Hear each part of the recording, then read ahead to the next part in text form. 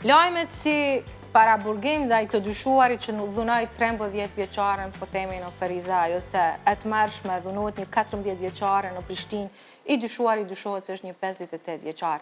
Për fat të keq janë bërë lajme të përditshmërisë kosovare, lajme të cilat na shqetësojnë dhe na japin frikën deri në palc.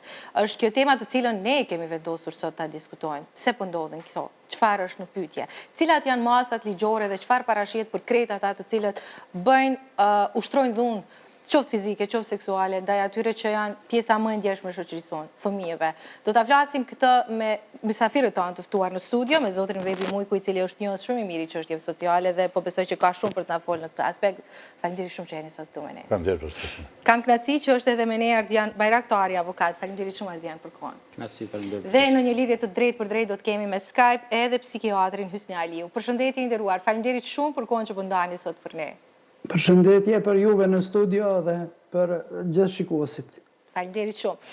Unë do doja që këtë bisedë, këtë diskutim ta fillonim me të tretë, me të njëjtën pyetje. Pse shoqëria kosovare, edhe në këtë shekull, edhe në këtë fazë të zhvillimit të gjithçka që ndodh në botë, hesh këtë dukuri shumë të rëndësishme që është pedofilia? Po nuk mund të themi se shoqëria është duke heshtë, sepse në momentin që na sot vetëm po bisedojmë për këtë rast, rastet që janë paraqitur edhe në policia dhe në institucionet përkatëse, unë mendoj që nuk është në heshtje. Mirë po kjo është një lloj deformimi shoqëror, një lloj deformimi social, ndoshta mund të quajmë edhe një lloj smundje te këta persona të cilët janë në gjendje që të ushtrojnë një akt të tillë nga personave të mitur me theks të veçantë ndaj fëmijëve të moshës edhe nën 14 vjeçare, që është një shqetësim shumë i madh. Ky rast nuk është as i pari, e s'do të jetë as i fundit me siguri, për shkak se rastet e pedofilisë janë të njohura në krejt botën. Në Kosovë, shumicën e kohës edhe nuk kemë folë, deri ndoshta edhe vite më parë, ose kanë mbetë si raste të izoluara të mbylla qoftë brenda familjes apo institucioneve. Për atë e thash këtë që ka heshtur, vazhdon të heshtur fatë keq. Duhet në gjithsesi që këto raste t'i trajtojmë dhe viteve të fundit ka pas raste të shumta që me të vërtetë duhet ta ngrisë në një alarm shoqëror dhe të shohim se ku jemi, ku po do shtojmë dhe çka është ndodhur me shoqërinë tonë kosovare. Pse po ndodh kjo? Kur e kemi një person të moshës 50, 55, 58, 60 vjeçare dhe kryen një akt, një marrëdhënie seksuale pa dëshirë me një fëmijë të moshës mitur, të cilën jo vetëm vajzë, por ndoshta një rrethon edhe mbes mund ta ketë, dhe kjo duhet të trajtohet në mënyrë serioze. Tash masat me të cilat po merremi ndoshta do të diskutojmë edhe avokatë më mirë, po aspekti social është shumë shqetësues. Sot çka nuk kupton për një familje tonë, për një prind i cili e dërgon fëmijën e vet deri në një shitore për ta blerë një artikull ushqimor, ose të hyjë në një transport publik, në një taksi apo në një shitore të veçmbatjeve, dhe ku fëmiu do të kthehet i ngacmuar, i dhunuar seksualisht, i abuzuar në forma të ndryshme. Kjo është shqetësim, kjo është alarm për gjithë shoqërinë. A me të vërtetë po krijojmë një territor as pa sigurt për fëmijët tonë, apo ku çka jemi duke bërë. Dhe gjitha këto shqetësime mendoj që duhet të kanë një emër dhe të kanë një përgjegjësi. Përveç personave që e kanë kryer këtë akt, për të cilët mendoj që dënimi kapital është më i vogël i cili mund të jetë për këta persona, unë mendoj që duhet kjo edhe të alarmohet në forma të ndryshme, të publikohen edhe pamjet, të publikohen edhe dhënat, të ruhen në sistem, sepse këta persona duhet të qëndrojnë sa më larg shoqërisë. Po ajo që është më shqetësuese në këtë rast është edhe pjesa e menaxhimit të institucioneve, të shtëpive apo moteleve, siç njihen tani më në Kosovë, ku po kryhen këto akte. Përveç që po kryhen në lokale afariste, sepse kemi pas një rast 12 vjeçares pak më herët para disa viteve ka qenë po ashtu në Prishtinë, kemi pas rast 13-14 vjeçareve, këto akte po kryhen edhe në motele të ndryshme, ku është përgjegjësi e Ministrisë përkatëse, po edhe komunave në një anë, sepse të dy institucionet do të bashkëpunojnë ngushtë, asnjëri nuk është pa faj këto, dhe të kemi një monitorim të thotë, të kemi një monitorim të këtyre institucioneve kush po shkon. Dhe ndoshta derisa ne jemi duke folë këto, edhe kemi minimum 1000 shtëpi të tilla në territorin e Kosovës, ndoshta edhe atje tash është një mitur duke u abuzuar seksualisht dhe askush nuk e ka një kontroll, nuk ka asnjë masë e cila mirret ndaj këtyre institucioneve. Dhe tek pasi që po ndodhin rastet, sepse në parandalje mazës po bëjmë, atëherë po mbesëm të gjithë duke vajtur për rastin se kush ka bënë ose ta hudhën fajin te dikush. Mirë po faji mendoj që në këtë rastit të gjithëve. Po. Zotëri Bajraktari, si e trajtojnë ligjet e Kosovës këtë krejt të çështje? E përmendi Bebi shumë mirë që ndoshta edhe dënimi kapital është pak për raste të tilla, por cilat janë ndëshkimet që ligjërisht bëhen në Kosovë për këto raste? Fillimisht këtij fenomeni jashtëzakonisht shqetësues për faktin se siç dihet kemi të bëjmë me viktima të ndjeshme, viktima të fëmijë të moshës së re. Ligjet e Kosovës i qasen në dy aspekte, në dy drejtime, në drejtim të parandalimit, që në bindjen time në mas konsiderueshme shoqëria ka dështu në drejtim të parandalimit të fenomeneve të tilla, e pastaj natyrisht edhe në aspekt të represionit, në aspekt të ndëshkimit. Në këtë drejtim, kur jemi tek kjo kategori, është një kapitull i tërë i veprave penale që i referohet veprave penale kundër integritetit seksual, filluar nga dhunimi, e elementet veprat e tjera janë gjithsej 7 vepra penale të ndryshme, e të cilat natyrisht që kurdo që bëhet fjalë varësisht prej moshës së viktimave, janë rrethana rënduese që nënkupton edhe shkallën përkatësisht lartësinë e dënimit. Për shembull, kur kemi të bëjmë me veprat penale të dhunimit, në rast se kemi të bëjmë me viktima personat në moshën 18 vjeçare, shkalla e dëshkueshmërisë është më ashpër, shkon deri 10-15 vjet.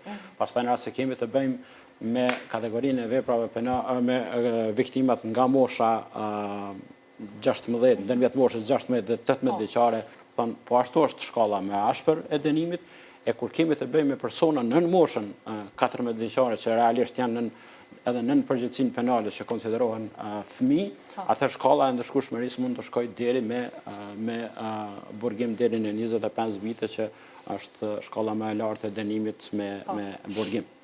Por çka në fakt hasen në praktik, shkalla e ndëshkueshmërisë në mas konsiderueshme nuk është adekuate në drejtim të parandalimit të këtyre fenomeneve. Që i dyshuari për dhunim është mbahet në para burgim ose është liruar por vazhdojnë hetimet për të. Kishte kaq shumë artikuj që po lexoja sot në media tona për raste të tilla që është liruar dhe vazhdojnë hetimet.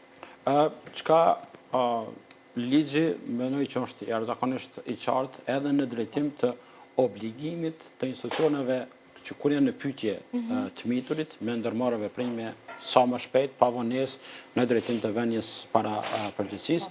Dhe në këtë drejtim, tashmë kemi para 2 vitesh kemi ndryshim plotësimin e kodit të procedurës penale, në cilën janë afate jashtëzakonisht të shkurta, strikte, që nënkupton se edhe prokuroria, pastaj edhe gjykata duhet me vepru me sa më urgjencë në drejtim të këtyre çështjeve. Por ajo çka në fakt fenomenet e përsëritura nënkupton që shkalla përkatësisht lartësia e dënimit nuk e ka arrit efektin e duhur, edhe në këtë drejtim njëra prej elementeve esenciale të qëllimit të dënimit përcaktuar në 49 kodit penal është edhe parandalimi i dukurive të tilla në të ardhmen.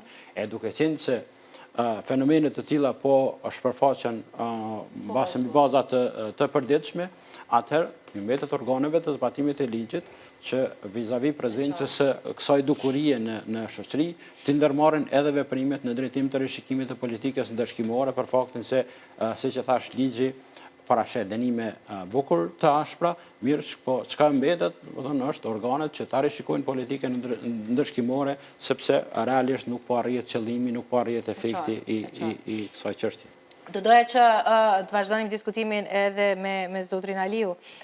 I nderuar, po besoj që po më dëgjoni. Do doja të flasim pak me ju për këtë pjesën që ne po dëgjojmë dhe po japim lajme se si për muaj dhe vite fëmijët janë abuzuar në forma të ndryshme nga këta abuzues dhe deri në një periudhë të caktuar prindërit apo të afërmit e kanë pasur të pamundur të kuptojnë se çfarë po ngjan me ta.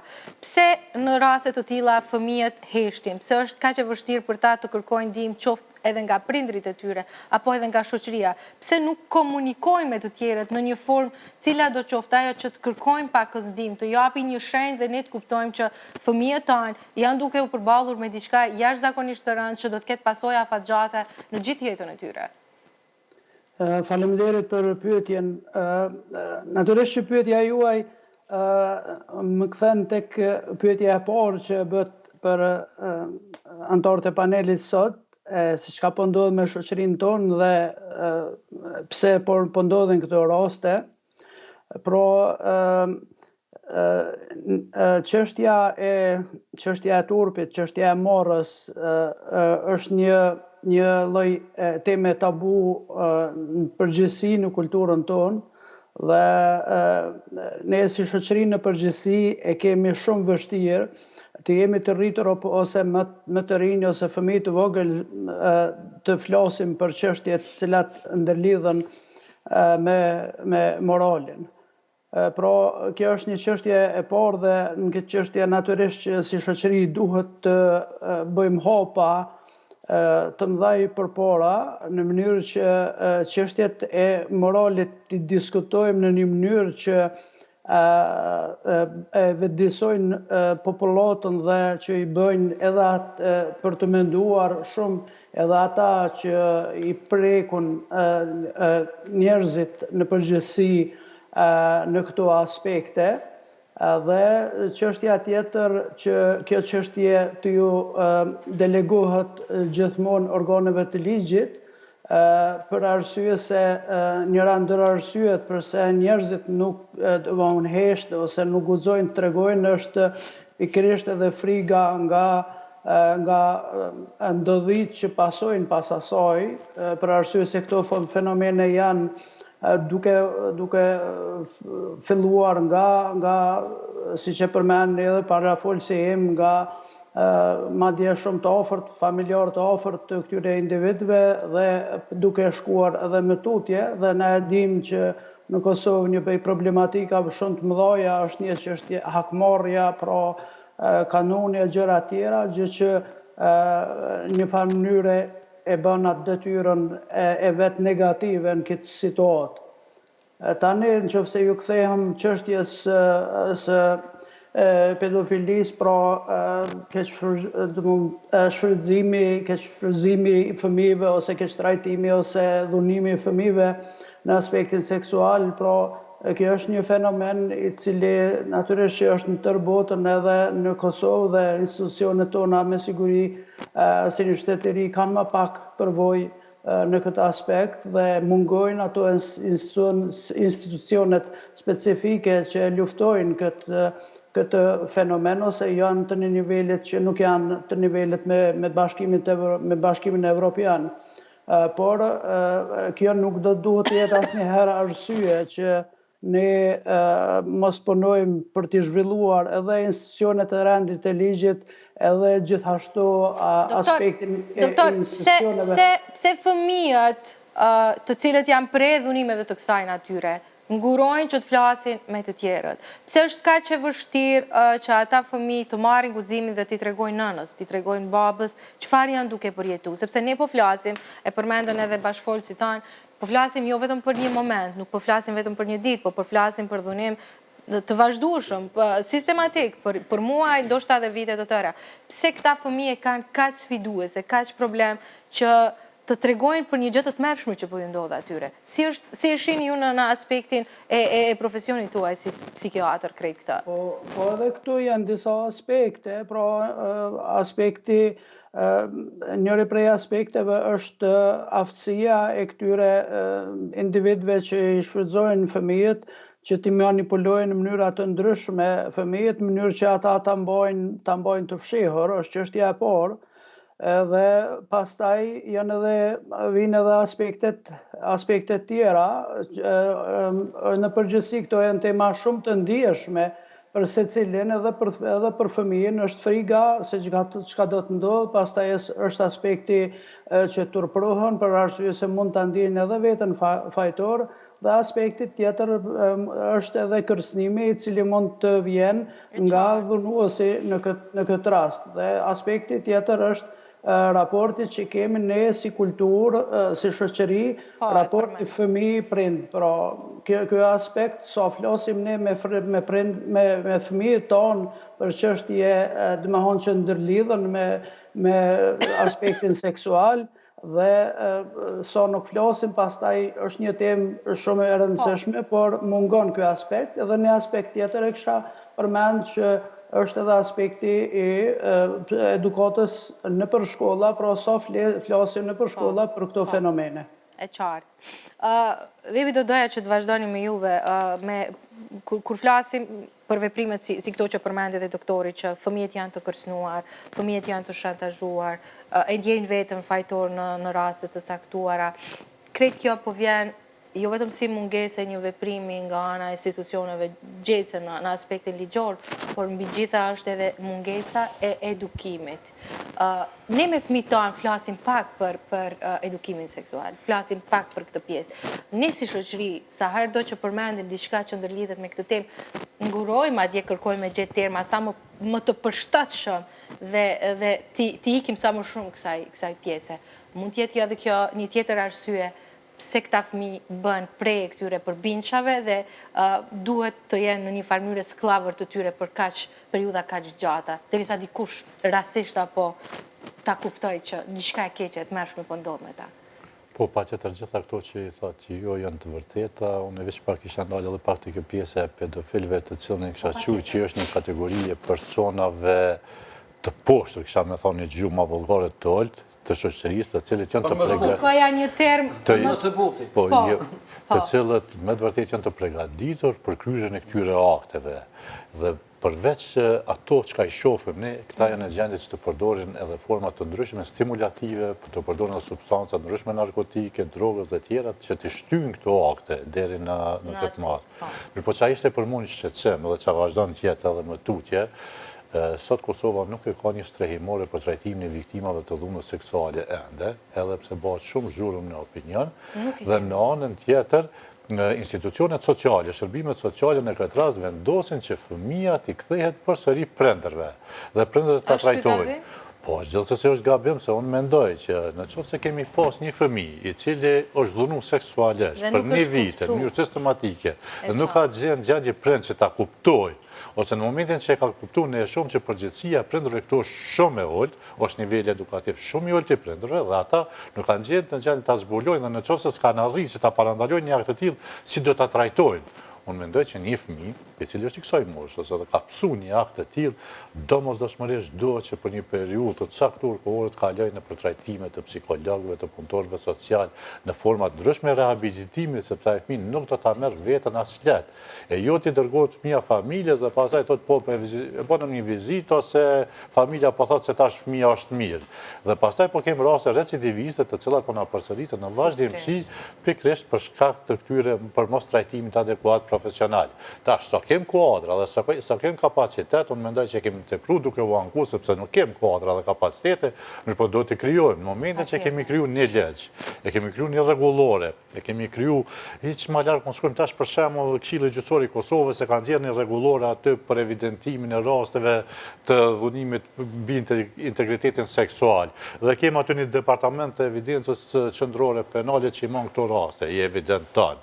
Dhe këto raste kur e lexon këtë dokument, e sheh për shkak që është një dokument relativisht i mirë, deri diku mirë, po sheh që në një jo vetëm në zbatshmëri, po aty thotë në një anë të caktuar thotë që institucionet për mbrojtjen e fëmijëve dhe këto do të kenë informata sipas kërkesës së tyre. Pse sipas kërkesës së tyre? Unë mendoj që këto informata për pedofilët duhet të shpërndohen me gjitha institucionet shëndetësore, sociale, regjistrimin e bizneseve, të gjitha këta persona të cilët kanë kontakt me fëmijë, do t'ju ndalohet ushtrimi veprimtarisë edhe paraprakisht, para ndaluar se këta të jenë në evidenca në këto institucione. Nuk po them i bëhen publik, edhe pse sikur të kisha pas. Nëse nuk gaboj, në Maqedoninë e Veriut ishte një regjistër publik ku të gjithë kishin mundësi dhe të kenë çasti që të marrin informacione të sakta, me emër mbi emër dhe gjitha informacionet për dhunues të kësaj kategorie. Po sipas mundësisë në këtyre ju kisha vënë edhe një shaj ose një diçka që po edhe në shoqëri u identifiku shumë mirë në shoqëri që të gjithë të mbrohemi nga ata dhe kjo do të jetë një mos parandaluese për dhunuesit e tjerë të cilët kurse në çfarë kthehemi te aspekti edukativ, me të vërtetë na po flasëm që shumë vite për fuqjen e lëndës së edukatës seksuale në shkolla, mirë po s'kemi bë asnjë hap konkret dhe shohim se cili është debati, niveli i debatit kur flasim për fuqjen e lëndës së edukatës seksuale në shkolla. Ne duhet i përgatitum që edhe fëmia e kësaj moshe të dinë saktë se çka nuk kupton ngacmim seksual. Unë besoj që shumë herë fëmia nuk e dinë edhe çka nuk kupton ngacmim seksual dhe përjeton këtë ngacmim seksual duke mos e ditë se çka po i ndodh. Edhe tash nuk kem për shembull rehabilitim të këtyre ushtruesve pas daljes nga burgu, kjo është një problem. Në shkollat tona nuk ligjerohen këto tema, institucionet sociale nuk dalin të ligjerojnë, organizatat qeveritare me profesionistë shumë herë nuk arrijnë për shkak barierave byrokratike që të përballen me shkollat të shpjegojnë në mënyrë sa më profesionale me një ekip multidisiplinar, sepse nuk mund ta trajtoj këtë temë vetëm një profesion. Duhet të jetë një grup i profesionistëve që i lajmërojnë edhe i formojnë saktë njerëz. Prandaj unë mendoj që edhe duhet ta fuqizojmë një njësi speciale në kuadër të policisë së Kosovës, e cila edhe merret edhe me vëzhgimin e këtyre rasteve. Po, vëdësimi i shoqërisë, roli i shoqërisë, vëdësimi i shoqërisë për të lajmëruar këto raste është kusht parsor. Në secilin rast unë mendoj që duhet të veprohet edhe të angazhohet. Sikur të kishim zbatuar ligjet ose dënimet për mos veprim, besoj që gjyqja e Kosovës kishin me përfunduar në burg, sepse aq jem popull, edhe aq jem institucione që nuk veprojmë sipas detyrës zyrtare, që me të vërtetë meritojnë çdo dënim. E qartë. Dian për kësaj që po thoshte Vebi, në fakt letën kuptoj që ligjet i kemi goxha mirë shkruar, gjërat i kemi goxha mirë shkruar, por kur vjen puna tek zbatueshmëria atyre, prap po e citoj ato shkrimet e shumta që pash që është liruar, po hetohet, është në paraburgim shtëpie. Me fjalë, a mund të themi që nuk ka qenë mjaftueshëm i rrept edhe i ushtruar në mënyrën si duhet ligjet e Kosovës kur është fjala për të dënuar, prapë ju them këta përbindshë? Kur flasim për ligjet e Kosovës, ato... Po nisem gjithmonë prej punës që ju e bëni, prej asaj që ju fshini. Ato janë në pajtim me standardet ndërkombëtare. Kemi shumë të mirë. Absolutisht në këtë drejtim edhe në legjislacioni për sa i përket trajtimit fëmijëve, si në aspektin e parandalimit, por ashtu edhe në aspektin e ndëshkimit të kryerjesve të këtyre është jashtëzakonisht i avancuar. Vlen theksohet për shembull që me kod penal si mos ndëshkuese plotësuese, domethënë është në rast se kemi kryerjes të konfirmohet që ka qenë kryerjes i këtyre kategorive të veprave, atëherë varësisht prej nivelit, varësisht prej kryerjes atij mund të ndalohet edhe, domethënë, aktiviteti ose puna e përhershme me fëmijë. Po tash problemi se sa po zbatohen, domethënë kjo është natyrisht këtë dëshmon mas miri praktika. Pra aq kohë sa kemi mbi baza të përditshme fenomene, raste të tilla, atëherë nën kupton që ligji nuk është duke u zbatuar mjaftueshëm, edhe përkundër faktit që është jashtëzakonisht i avancuar. Mirë po, kjo natyrisht nën kupton, dëgjova tha parafolsi flasim pak për fëmijën për çështjen e edukimit seksual. Unë kam përshtypjen që na flasëm jo mjaftueshëm me fëmijët edhe për çështje të tjera. E aq më tepër për këto dukuri, kjo ka të bëjë mbase me nivelin, me mentalitetin e përgjithshëm, por njëkohësisht ka të bëjë edhe me besimin e pamjaftueshëm në organet e drejtësisë se mund të vendosë drejtësi. E këtë natyrisht sa i kontribuojnë pastaj procedurat e të zgjatura, jo efikasiteti i tyre i mjaftueshëm, gjitha këto ndikojnë në masë konsiderueshme që pastaj të zbehet edhe besimi i njerëzve në institucione, por ky besim duhet edhe mund të rritet vetëm atëherë kur ato janë efikase, kur ato janë efektive, kur shihet veprim edhe shihet që një X person që ka kryer një vepër të tillë e merr dënimin e meritum, mbase edhe si refleksion edhe i shprehjes së shoqërisë në raport me atë, sepse njëra prej elementeve esenciale të dënimit, krahas gjitha atyre elementeve që i përmendëm paraprakisht preventive, është edhe refleksioni, shprehja e vullnetit të shoqërisë në raport me një fenomen të caktuar. Jo më ka të thotë që ndëshkimi bëhet në emër të popullit. Kjo mund të bëhet edhe një prandaj këto janë hallka të ndërlidhura me njëra tjetrën. Besimi i publikut, i njerëzve në drejtësi, mund të rritet vetëm atëherë kur kemi një drejtësi më efikase, më efektive në drejtim të trajtimit të fenomeneve. Kjo natyrisht nënkupton për gjitha fenomenet, por kur po flasim për një kategori të ndjeshme të shoqërisë, siç janë fëmijët, siç janë të miturit, atëherë natyrisht që interesi më i mirë i tyre, si konsiderata mizotruese, që nga kushtetuta, që nga instrumente ndërkombëtare, do të thënë konventa për drejtat e fëmijëve, që janë pjesë e drejt për drejt e implementueshme në legjislacionin tonë, janë të detyrueshme me u zbatu, e sa zbatohen këto në praktik. Po e shohim. Do doja që të kemi përsëri zotrin Aliu, të flasim pak, derisa sot po lexoja për këtë temë, dhe në fakt më intereson të dija nëse këta individ që prej asaj që lexova janë me probleme të spektrit mendor, a mund të trajtohen? A është diçka të cilën ata mund ta tejkalojnë dhe në një farë mënyrë të shndrohen të parrezikshëm për shoqërinë, pa shteza e verzione nga më të ndryshmet. Më intereson nga këndi juaj, a mund themi, a është gjetur deri më sot një mënyrë efektive për të parandaluar abuzimet që këta persona bëjnë, edhe a kemi një terapi konkrete që është dëshmuar e përshtatshme që këta njerëz t'ju shuhet kjo dëshirë që të abuzojnë dhe të dhunojnë fëmijët? Po, natyrisht kjo është temë shumë e gjerë dhe është vështirë ta shpjegoj në pak fjalë, por zakonisht njerëzit që abuzojnë seksualisht, problematika e tyre fillon që nga fëmijëria, por zakonisht shumë prej tyre janë vetë të abuzuar dhe pastaj më vonë shndrohen në abuzues seksual.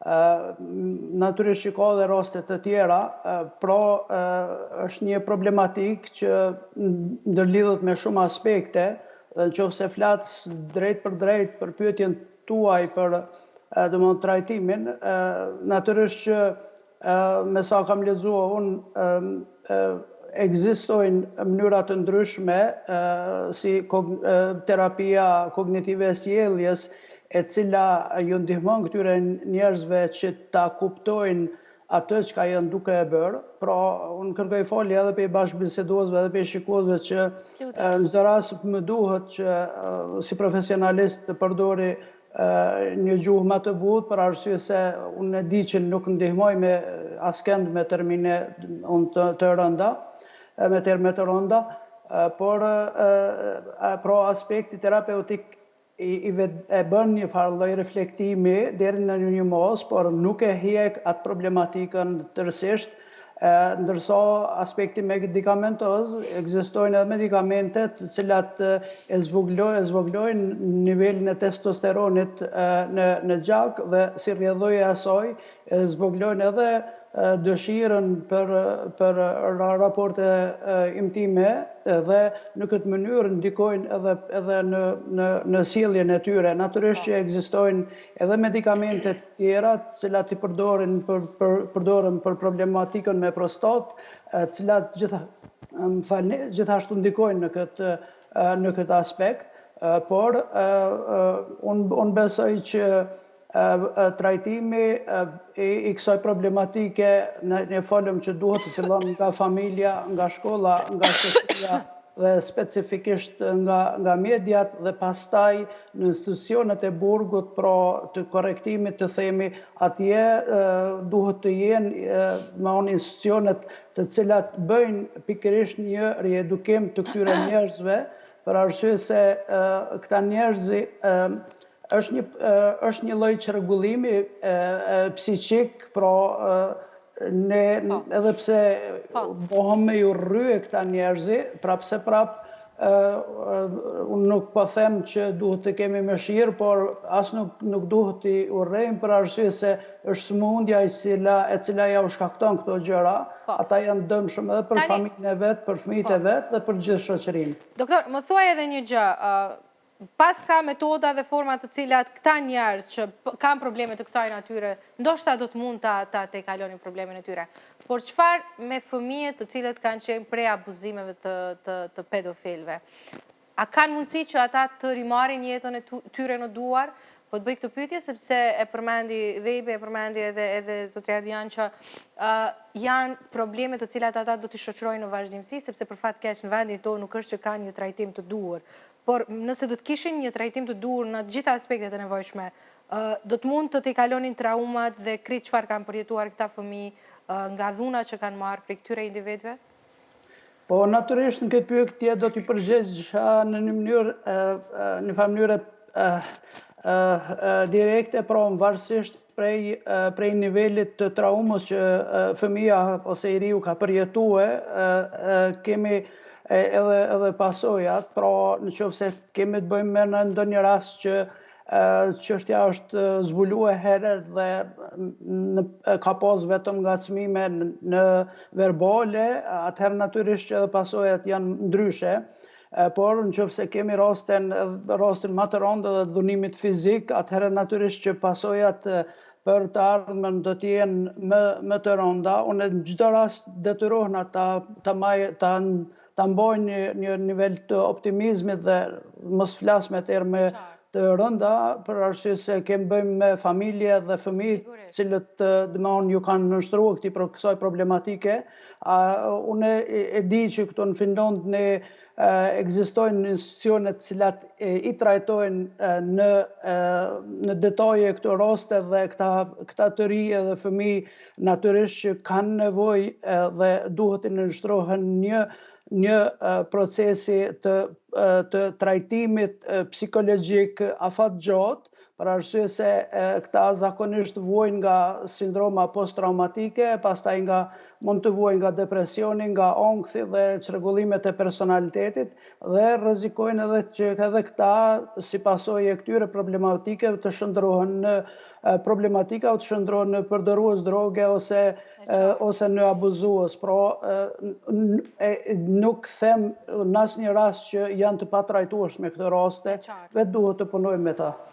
Mirë, jam në minutat e fundit të kësaj bisede, do doja që bashkë me zotrin Vebi dhe zotrin Ardian ta përmbyllim këtë bisedë me një mesazh për krejt ata që po na ndjekin, me një mesazh për institucionet shtetërore mbi gjitha, për ata të cilët kanë për obligim që të marrin veprime në mënyrë që të kemi një numër më të vogël të rasteve të tilla, pse jo, të provojmë dhe të shkojmë drejt zhdukjes, është diçka që ndoshta është e pamundur të ndodhë, po pse të mos provojmë. Një mesazh së pari për prindërit, e më pas edhe për të tjerët që janë akter përgjegjës. Vebi? Po ne jemi duke shku drejt një shoqëri relativisht të çoroditur, sepse rastet që po ndodhin, me të vërtetë edhe mesazhet nuk dimë se gjysh do t'i përmbledhëm, sepse ne po shohim që kemi martesa të mitërve, po kemi inceste, po kemi vrasje të miturve, ndaj të rrishve, po kemi raste ndryshme. Mesazhi im sa i përket shërbimeve sociale, psikologjike, është institucionet e tilla të forcohen dhe të përmbushen ato kritere dhe standarde në përputhje me legjislacionin të cilin e kemi shuar shumë bukur, që ja kemi përshtuar ndoshta edhe Finlandës, Norvegjisë dhe vendeve tjera e jo Kosovës, të pas parasysh që kemi dhe nuk kemi. Një mesazh po ashtu është edhe për avokatët, edhe kolegë këtu, sepse me Ardianin kemi raport shumë mirë, por kemi disa kolegë të cilët dalin publikisht edhe ankohen për dënimet e rënda që po japin kryesve të dhunës, që mendoj që kjo është e tmerrshme, sepse ne duhet të përdorim çdo ligj, çdo zbrastin që të japim dënimin sa maksimal, që të përçojmë këtë mesazh edhe tek persona të tjerë.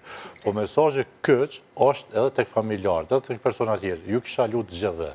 Në rast se ndodh, uroj që kur mos të kemë asnjë rastir, të ruhen provat. Sepse në mungesë të provave shumë herë edhe gjykata është në situatë ku nuk mund ta marrë vendimin meritor. Prandaj, nëse ndodh diçka, të vetëdijsojmë që të ruajmë provat, të jenë ato si provë për një dënim maksimal, po në anën tjetër pjesa parandalimit është pjesa e cila është më zbrazët e sistemit tonë të mbrojtjes sociale dhe juridike, të cilën ne duhet ta fuqizojmë në të ardhmen në mënyrë që të kemi një shoqëri pak më të shëndoshë se sa ku jemi. E para, besoj që prindërit duhet me lujtë rol jashtëzakonisht të rëndësishëm në drejtim të edukimit të fëmijëve, në drejtim të njoftimit me edukuritë e tilla, dhe kurdo që hasin qoftë edhe ndonjë indicje për kitasi me këto çështje, t'i njoftojnë organet, sepse natyrisht që mbi bazën e asaj mund të zgjerohet pastaj procesi dhe të vinë deri tek ajo që çdo kush i cili kryen veprime të tilla ta marrë atë që e meriton. E në këtë drejtim natyrisht jashtëzakonisht shumë duhet punojnë edhe institucionet e drejtësisë në drejtim të vënies para përgjegjësisë gjithë këtyre, Dhe njëkohësisht kjo pastaj nënkupton edhe rritjen e besimit të publikut në organet të cilat paguhen me taksat tona për me kry detyrat e drejtësisë të cilat janë të mandatuar me kushtetutë dhe ligj. Ju falenderoj shumë për kohën që keni ndarë sot për ne. Uroj dhe shpresoj që mbi gjitha ti kemi bërë prindrit, familjarët të mendojnë pakës më shumë për fëmijët e tyre, të komunikojnë më shumë me ta, të shohin nëse ka ndonjë problem, të shohin nëse është diçka që po i shqetëson, e mbi gjitha të jenë të kujdesshëm me kënd ata po komunikojnë, me kënd po kalojnë një pjesë të kohës së tyre. Faleminderit shumë për kohën. Faleminderit.